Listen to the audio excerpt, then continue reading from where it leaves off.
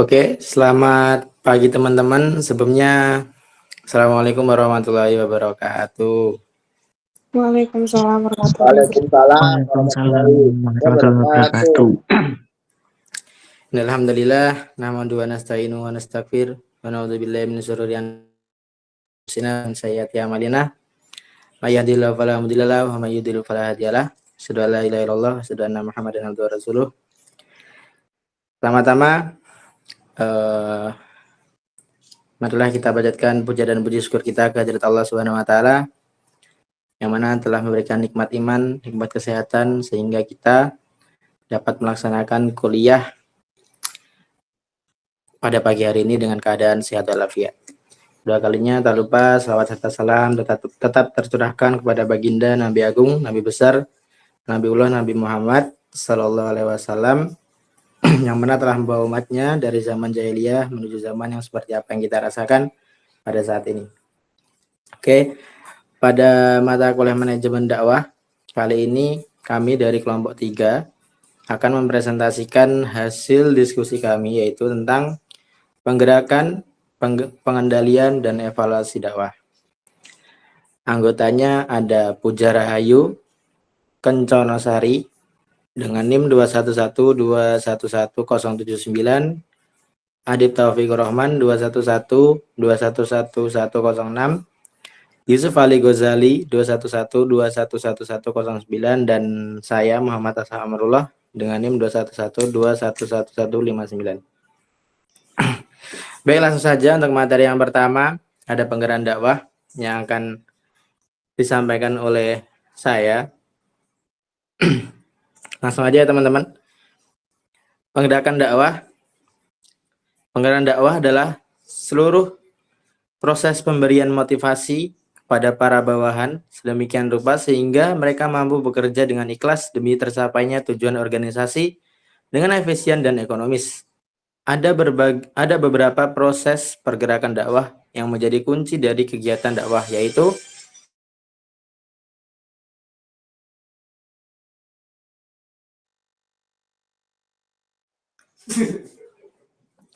pemberian motivasi dalam memberikan sebuah kegairahan, kegiatan dan pengertian sehingga para anggotanya mampu untuk mendukung dan bekerja dengan ikhlas untuk mencapai tujuan organisasi. Nah, itu ya teman-teman, arti dari penggerakan dakwah. Memberikan motivasi, memberikan rasa balik lagi mas PPT-nya. Memberikan motivasi atau demi tercapainya kegairahan untuk kegiatan agar tercapainya tujuan dari sebuah organisasi tersebut. Oke, lanjut mas. Nah, selanjutnya adalah pemberian motivasi. Di sini ada 2 poin. Yang pertama adalah mengikut sertakan dalam pengambilan keputusan. Pengambilan keputusan sangatlah penting dan dalam pengambilan keputusan tersebut tentulah harus mengikut sertakan pihak terkait dan tidak memutuskan secara sepihak. Proses pengambilan keputusan ini merupakan suatu langkah manajer yang bijaksana untuk memilih dari berbagai alternatif yang ditempuh. Kemudian yang kedua adalah memberikan informasi yang komprehensif, yakni data yang telah diatur atau dianalisis untuk memberikan arti yang sangat permanen mengenai semua kondisi yang berlangsung, baik yang terjadi di dalam maupun di luar organisasi. Lanjut mas. Kemudian melakukan bimbingan. Bimbingan di sini dapat diartikan sebagai tindakan pemimpin dakwah yang dapat menjamin terlaksananya tugas-tugas dakwah sesuai dengan rencana. Kemudian komponen bimbingan itu ada 4 poin. Yang pertama adalah memberikan perhatian terhadap setiap perkembangan para anggotanya. Kemudian memberikan nasihat yang berkaitan dengan tugas dakwah. Kemudian memberikan sebuah dorongan, ini bisa berbentuk dengan mengikut sertakan ke dalam program pelatihan yang relevan. Kemudian yang terakhir memberikan bantuan atau bimbingan kepada semua elemen dakwah untuk ikut serta dalam pembuatan keputusan. Oke, baik.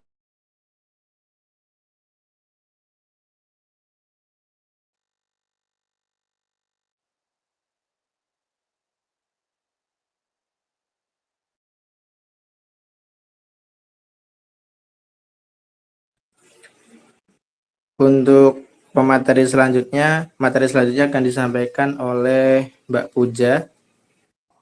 Pada Mbak Puja, waktu dan tempat saya persilahkan.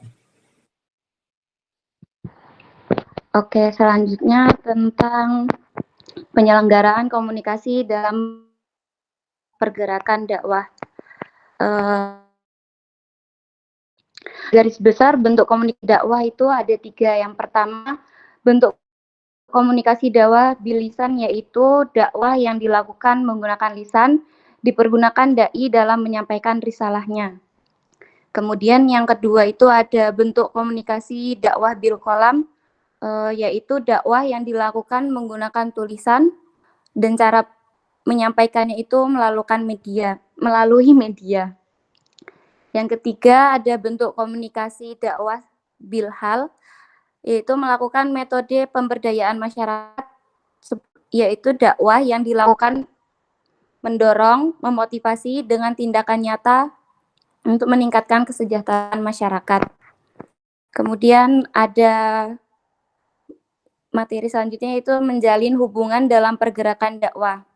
Di sini ada 5 cara untuk menjalin hubungan dalam pergerakan dakwah. Yang pertama itu ada berpikir sebelum berucap dan bertindak.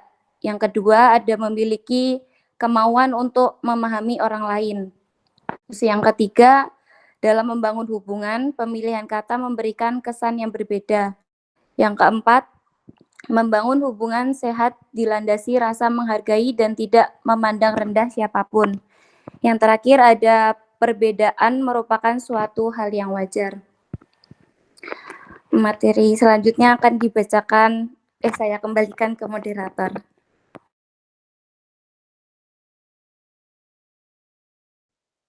Untuk materi selanjutnya akan disampaikan kepada Saudara Adib. Waktu dan tempat saya persilahkan, Mas Adib. Oke, yang selanjutnya itu ada pengendalian dakwah. Jadi suatu pengendalian dakwah ini berfungsi untuk dalam suatu organisasi dakwah. Ini pengendalian ini diterapkan untuk memastikan suatu tujuan dari organisasi tersebut telah dicapai secara optimal, baik itu sesuai dengan visi misinya ataupun juga manajemennya itu udah sesuai dengan apa yang diharapkan. Jadi fungsi dari pengendalian dakwah ini sebagai alat atau pengaman dan juga sekaligus pendinamis jalannya proses suatu dakwah. Kemudian pada poin pertama itu ada unsur dan proses pengendalian manajemen dakwah. Untuk unsurnya itu yang pertama itu suatu unsur dari pengendalian dakwah itu meliputi 4, yaitu yang pertama ada detektor, selektor, efektor, dan juga komunikator. Nah, dari keempat unsur ini saling berkaitan dan juga akan membentuk suatu jalinan proses kerja. Dan juga bagi suatu organisasi dakwah itu melakukan pengendalian juga mengacu pada Al-Quran dan juga As-Sunnah. Kemudian untuk proses pengendalian dakwah ini sesuai dengan unsur tadi ada 4. Jadi yang pertama itu ada detektor. Jadi detektor ini bertugas untuk mencari informasi tentang aktivitas dakwah. Informasi ini bisa berupa sistem informasi baik formal maupun informal yang menyediakan informasi kepada pimpinan mengenai apa yang telah terjadi dalam suatu aktivitas dakwah. Nah, kemudian dari detektor tersebut diberikan kepada selektor. Jadi dari selektor ini menyeleksi apa yang dari informasi tadi dalam suatu dakwah yang sebelumnya itu dikomparasikan apakah sudah sesuai dengan standar dari organisasi tersebut atau mungkin ada yang perlu untuk diperbaiki. Nah, kemudian setelah itu diberikan kepada efektor untuk melakukan rehabilitasi atau mungkin perbaikan dari apa yang tadinya mungkin kurang sesuai dari kriteria, dan kemudian akhirnya diberikan kepada komunikator untuk perbaikan di dakwah-dakwah berikutnya agar sesuai dengan apa yang diharapkan dari suatu organisasi tersebut. Lanjut. Nah, untuk selanjutnya yaitu ada fungsi pengendalian dakwah. Secara spesifik, pengendalian dakwah dibutuhkan untuk yang pertama itu menciptakan suatu mutu dakwah yang lebih baik, karena dengan pengendalian dakwah ini bisa ditemukan suatu proses-proses dakwah yang kemungkinan kurang baik atau mungkin adanya kekeliruan yang bisa saja juga menyimpang, yang kemudian bisa dikoreksi untuk kemudian hari. Yang kemudian ada poin kedua itu dapat menciptakan sebuah siklus yang lebih tepat, karena dari sini juga bisa diketahui apa permintaan atau mungkin keinginan dari MATU untuk kemudian didesain dakwah tersebut sehingga bisa efisien dan juga tercapai sesuai dengan apa yang diharapkan. Kemudian yang ketiga, untuk mempermudah pendelegasian dai dan juga kerja tim. Karena dalam suatu dakwah atau mungkin juga terlebih dalam suatu organisasi dakwah, itu akan ada suatu kerjasama tim yang sehingga dengan adanya pengendalian ini dapat memberikan penilaian terhadap kinerja mereka agar suatu kerja tim mereka ke depannya bisa menjadi lebih baik. Selanjutnya. Kemudian yang berikutnya ada efektivitas manajerial. Nah, secara umum manajemen dakwah yang efektif itu harus dapat melakukan hal-hal sebagai berikut. Yang pertama, dapat menentukan visi, misi, dan sarana jangka panjang dakwah. Yang kedua, membuat rencana pelaksanaan misi dakwah dalam tahapan yang realistis dengan pengukuran kualitas yang berkesinambungan. Yang ketiga, mengembangkan kreativitas dan daya inovasi sumber daya manusia atau DAI, serta kualitas kinerjanya. Yang keempat, ada peningkatan kualitas sumber daya manusia merupakan strategi dakwah yang terpadu. Yang terakhir, proses pengembalian keputusan dilaksanakan dengan memperhatikan aspirasi MATU, proses dakwah, dan elemen yang terkait melalui komunikasi yang efektif dan efisien. Untuk materi selanjutnya, saya kembalikan ke moderator. Ke materi selanjutnya akan disampaikan oleh Saudara Yuswali Ghazali kepada Saudara Yusuf. Waktu dan tempat. Monggo.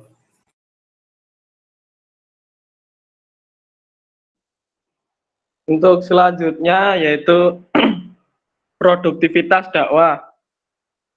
Prinsip umum yang berkaitan dengan produktivitas tersebut yaitu antara lain, pertama, fokus utama dari usaha dakwah harus diorientasikan pada MATU. Lalu selanjutnya, kualitas dari kepemimpinan yang qualified, yang berkualitas tentunya. Selanjutnya, falsafah dan perencanaan kualitas sudah diintegrasikan dalam strategi dakwah untuk memelihara sebuah kerjasama yang baik di dalam tim dan melakukan pemberdayaan sebuah pendelegasian dan wewenang. Dari keterangan tersebut dapat ditarik kesimpulan bahwa kualitas dakwah adalah suatu strategi dakwah yang dapat menghasilkan output untuk memenuhi kebutuhan dan kepuasan MATU.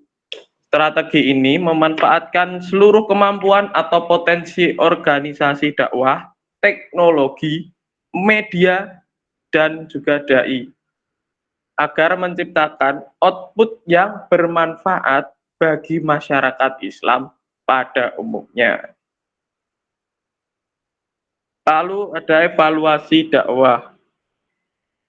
Setelah dilakukan pengendalian semua aktivitas dakwah, Maka aspek penting lain yang harus diperhatikan dalam mengelola sebuah organisasi dakwah adalah dengan melakukan langkah evaluasi. Evaluasi dakwah ini dirancang untuk memberikan penilaian kepada orang yang nilai dan orang yang menilai atau pemimpin dakwah tentang informasi mengenai hasil karya. Tujuan dari program evaluasi ini adalah untuk mencapai konklusi dakwah yang evaluatif dan memberi pertimbangan mengenai hasil karya serta untuk mengembangkan karya dalam sebuah program. Secara spesifik, tujuan dari evaluasi dakwah itu adalah yang pertama untuk mengidentifikasi sumber daya dai yang potensial dalam sebuah spesifikasi pekerjaan manajerial. Lalu untuk menentukan kebutuhan pelatihan dan pengembangan bagi individu dan kelompok dalam sebuah lembaga atau organisasi. Selanjutnya, untuk mengidentifikasi para anggota yang akan dipromosikan dalam penempatan posisi tertentu. Adapun hasil dari evaluasi tersebut diperoleh dari 1. Motivasi, 2. Promosi, 3. Mutasi atau pemberhentian anggota, 4. Dukungan finansial, 5. Kesadaran yang meningkat dari tugas dan persoalan bawahan, 6. Pengertian bawahan yang meningkat mengenai pandangan manajerial tentang hasil karya, 7. Mengidentifikasi kebutuhan akan pelatihan dan pengembangan, 8. Mengevaluasi efektivitas dari keputusan seleksi dan penempatan, 9. Pemindahan, 10. Perencanaan sumber daya manusia dan peringatan dan hukuman. Selanjutnya ada evaluasi perencanaan dakwah. Sebelum organisasi dakwah melangkah pada selanjutnya, maka diperlakukan sebuah evaluasi dalam perencanaan. Ini sangat penting, mengingat pada tahapan ini merupakan langkah awal yang harus dievaluasi secara dini mengenai kekurangan-kekurangannya. Tujuan evaluasi atas perencanaan dakwah agar perencanaannya dapat berjalan dengan lancar sesuai dengan tujuannya. Saya kembalikan ke moderator.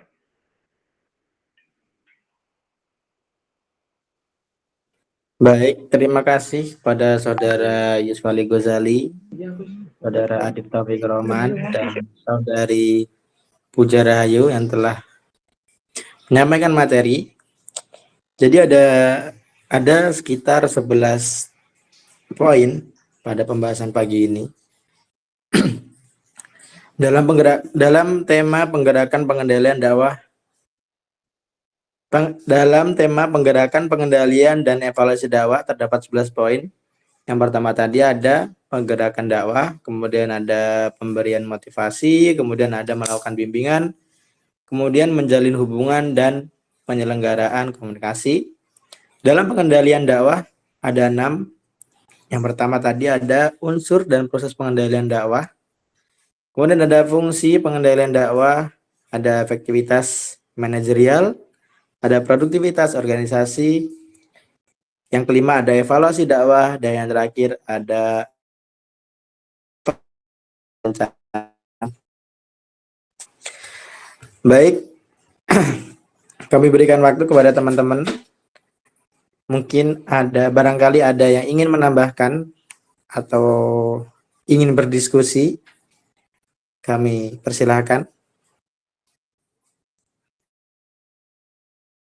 Mungkin ada yang mau bertanya, tapi alangkah baiknya kita berdiskusi, jangan bertanya.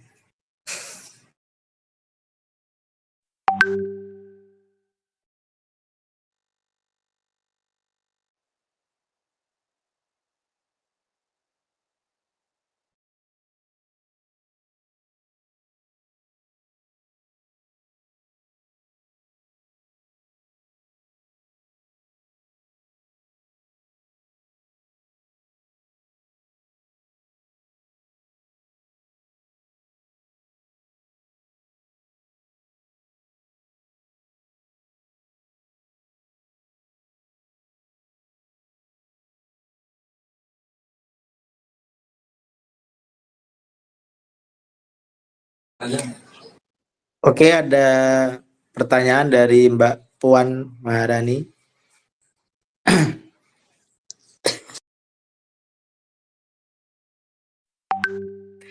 Ada pertanyaan dari Maharani, Saudari Rani.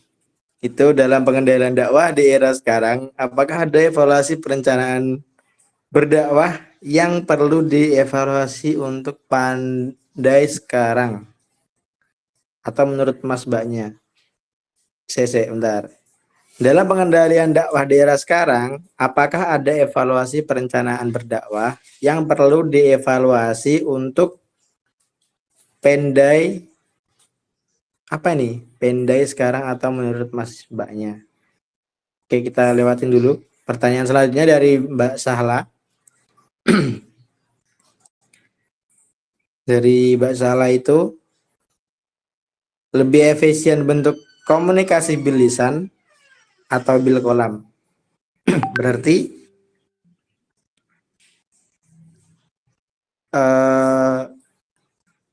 dengan mulut atau dengan tulisan? Bisa dengan tulisan atau ketikan, gitu ya pertanyaan dari Kak Sahla. Lebih baik lebih efisien bentuk komunikasi bil lisan atau bil kolam? Oke, kami simpan dulu. Kemudian tadi pertanyaan dari Maharani itu, dalam pengendalian dakwah daerah sekarang, apakah ada evaluasi perencanaan berdakwah yang perlu dievaluasi untuk pendai? Oh, pendai sekarang atau menurut masa tambahnya? Baik, dua pertanyaan kami simpan dulu. Berikan kami waktu untuk menjawab, untuk mencari jawaban maksudnya.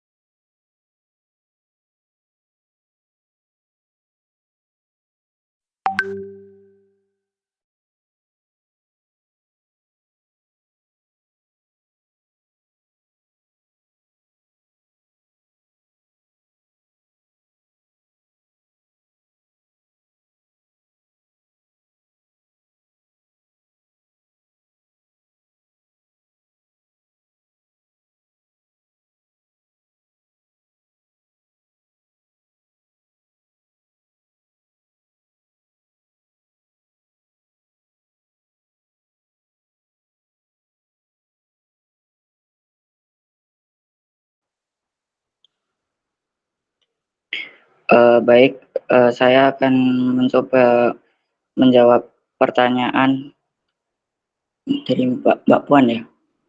Mbak Maharani. Oh, Mbak Maharani.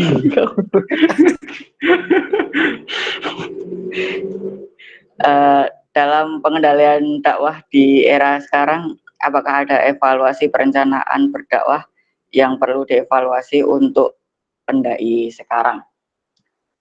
Untuk dalam proses berdakwah tentunya pasti akan selalu ada evaluasi ya, ataupun juga perencanaan untuk dakwah yang berikutnya. Dan juga mungkin saat ini kan juga era sekarang kan juga mulai udah berbeda ya dengan era yang zaman dulu. Mungkin sekarang juga banyak dari pendakwah-pendakwah yang mulai menggunakan media sosial untuk berdakwah, dan itu juga mungkin bisa sebagai evaluasi untuk para pendai yang mungkin masih menggunakan media yang konvensional atau mungkin secara biasa, mungkin juga bisa mengikuti zaman untuk menggunakan dakwah yang di era sekarang. Dan juga tentunya dalam dakwah ini kan juga ada juga beberapa organisasi-organisasi dakwah Masyarakat. ataupun juga organisasi masyarakat di sekitar kita juga kan, dan itu juga pastinya akan ada perencanaan ataupun evaluasi yang secara terus-menerus dilakukan untuk dakwah yang berikut-berikutnya. Itu pasti akan selalu ada dan akan selalu dilakukan untuk berikutnya. Mungkin ada tambahan Mas Al? Ya mungkin jawaban saya mungkin sama, hampir sama Mas Adi, karena zaman semakin berkembang dan matpu atau penerima dakwah dari zaman juga semakin berkembang, semakin ya anak-anak milenial sekarang kan juga mungkin lebih bisa mendengarkan atau bisa menerima dakwah yang secara online, secara media sosial. Oleh karena itu, dari pendai sendiri mungkin bisa melakukan evaluasi, perencanaan dulu, riset dulu terhadap target atau matpu yang akan disasar, sehingga nantinya dalam proses pendakwahan itu bisa mencapai tujuannya. Seperti itu sih. Mungkin itu dari kita. Ada Apakah tambahan ada lain? tambahan?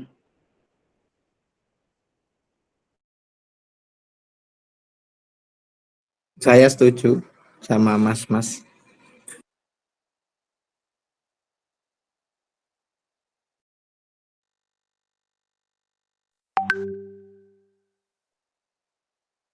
Ya mungkin ada tambahan dari teman-teman. Mungkin ada yang mau menambahi atau menyangkal. Sudah terjawab? Bagaimana Mbak Maharani? Apakah masih ada yang ingin ditanyakan atau sudah cukup jawaban atas pertanyaan yang Mbak Rani sampaikan?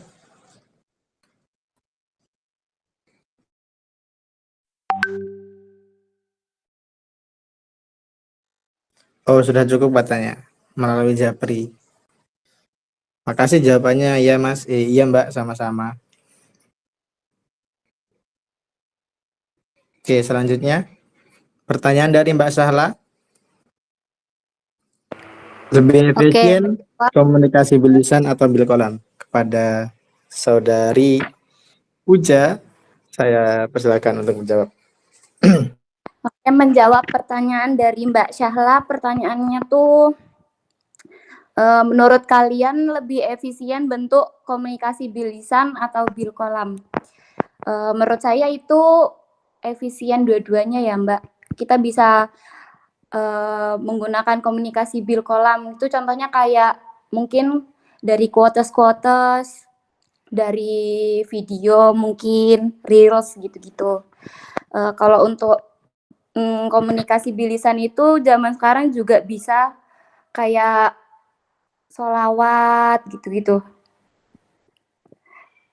Tapi kayaknya kalau menurut saya lebih efisien komunikasi bilkolam daripada bilisan. Karena zaman sekarang tuh orang-orang tuh pada main sosmed gitu-gitu. Jadi sekalian nyekrol, sekalian belajar. Begitu, Mbak Syahla. Apakah menjawab pertanyaannya? Puja, kasih. Sama-sama, Mbak. Oke, jadi itu tadi jawaban dari pertanyaan Mbak Sala. Lebih efisien mana? Komunikasi bilkolam atau bilisan? Ya, hampir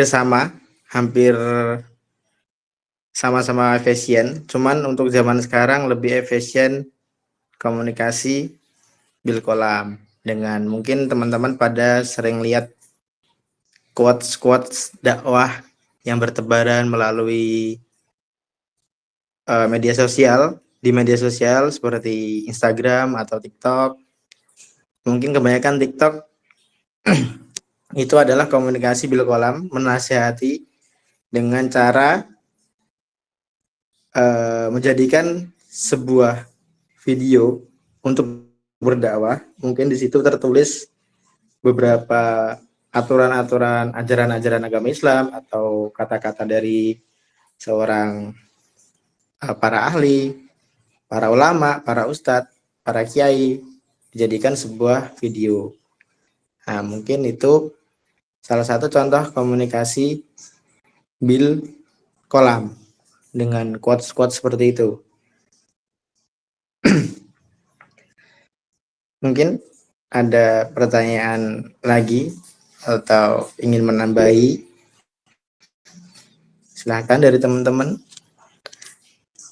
Imamuddin mengangkat tangan. Silahkan Imamuddin. Ya, bentar Mas, tak buka PPT sih. PPT. Ya, monggo Mas.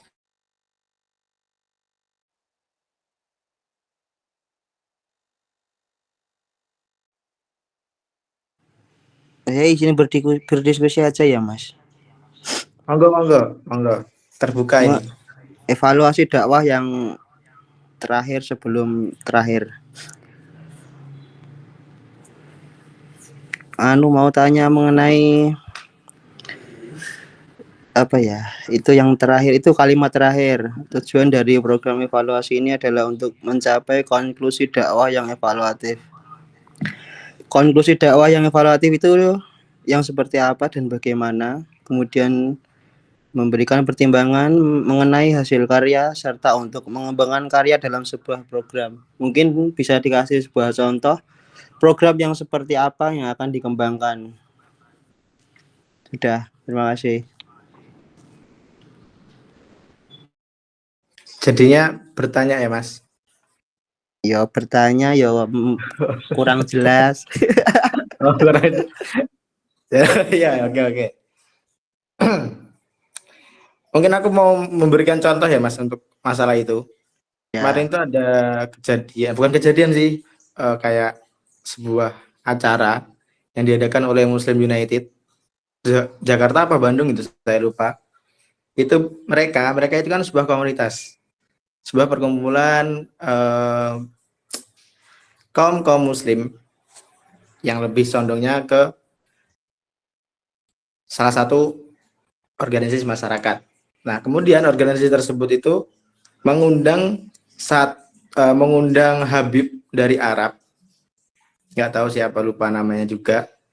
Itu ketika diundang untuk datang ke Indonesia, Habib itu disambut dengan hadroh, dengan selawatan, dengan hadroh. Nah, kemudian Habib itu memprotes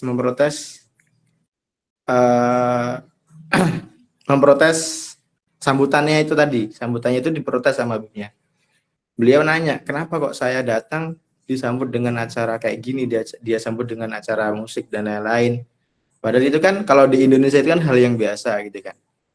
Kalau di Arab mungkin Habibnya kan bermazhab Imam Abu Hanifah, siapa tahu kan. Tapi kok beliau memprotes, kenapa kok ketika saya datang disambut dengan hadroh, dengan selawatan gitu. Gak perlu, orang saya itu manusia biasa gitu kan. Nah, dari situ dari komunitas Muslim United mengklarifikasi bahwa ya ini memang suatu kebiasaan kami di negara Indonesia ketika ada kiai atau ulama datang diundang untuk menghadiri suatu acara, itu kita sambut dengan hadroh atau ini. Kemudian Habib itu masih ngeyel, ya nggak perlu, orang saya bukan siapa-siapa kok gitu kan. Nah, dari situ perlunya evaluasi bagi yang mengundang. Ini bukan berbicara tentang yang diundang, tapi yang mengundang. Ya, yang mengundang itu kita lihat siapa yang kita undang, apa latar belakangnya, apa kebiasaannya, apa amalan atau mazhab yang dipegang oleh yang diundang, sehingga nanti tidak ada kesalahpahaman ketika kita mengundang seseorang untuk menghadiri acara di negara kita. Mungkin itu salah satu evaluasi kita. Evaluasi dari itu kejadian kemarin itu. Mungkin itu sih. Ya untuk tujuannya, kalau untuk tujuannya apa konklusif? Untuk konklusifnya itu, ya itu untuk Saya ilhami ngopo ki? ya pokoknya untuk komprehensifnya itu apa tuh Ki?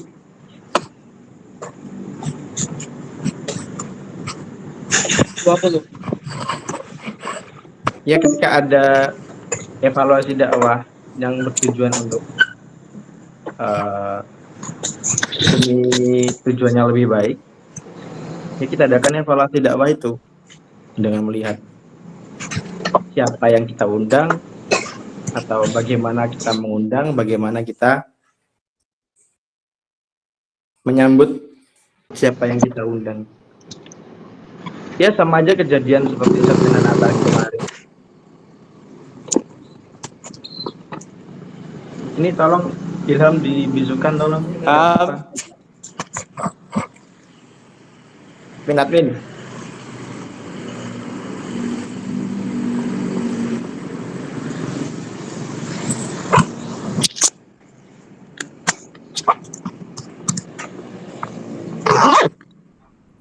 Ilham.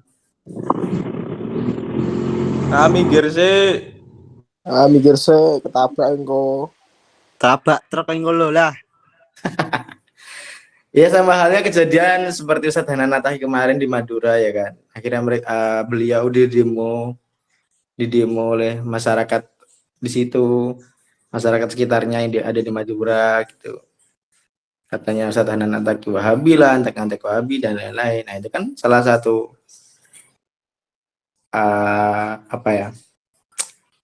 fenomena yang nggak asing kita temui di negara kita kan. Ya itulah perlunya evaluasi dakwah. Gitu sih Mas Imam, mungkin ada tanggapan lain Mas? Atau dari Mas Al sebagai pemateri tadi, sebagai yang menyampaikan materi yang menambahi? Monggo.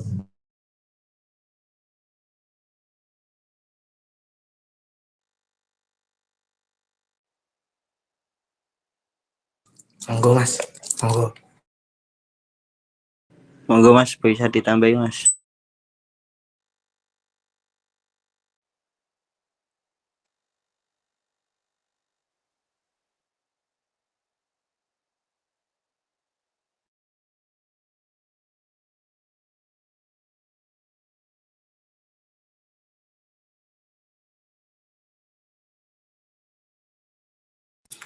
Mungkin belum ingin menambahi Mas Al. Ya pada intinya penerapan controlling dakwah itu harus kita perhatikan baik-baik. Ya tentunya pasti ada evaluasi di setiap langkah yang kita ambil dan pasti ada resiko setiap langkah kita ya. Setiap kita mengambil langkah. Kalau nggak mau ngambil resiko ya nggak usah melangkah. Itu quotes of the day. Gitu ya Mas Imam. Makasih Mas. Udah cukup. Oke, terima kasih atas pertanyaan dan diskusinya. Mungkin sekian dari kelompok 3. Sudah jam 8. Mungkin demikian dari kelompok 3. Bila ada kesalahan atau salah penyampaian, kami mengucapkan mohon maaf sebesar-besarnya. Billahi taufiq wal hidayah. Waridah wa inayah. Terima kasih semuanya. Assalamualaikum warahmatullahi wabarakatuh. Waalaikumsalam warahmatullahi wabarakatuh. Waalaikumsalam. Kelompok 3. Ya, sama-sama. Dari ngopo? Ya, sama-sama ya. Sobal. Ya.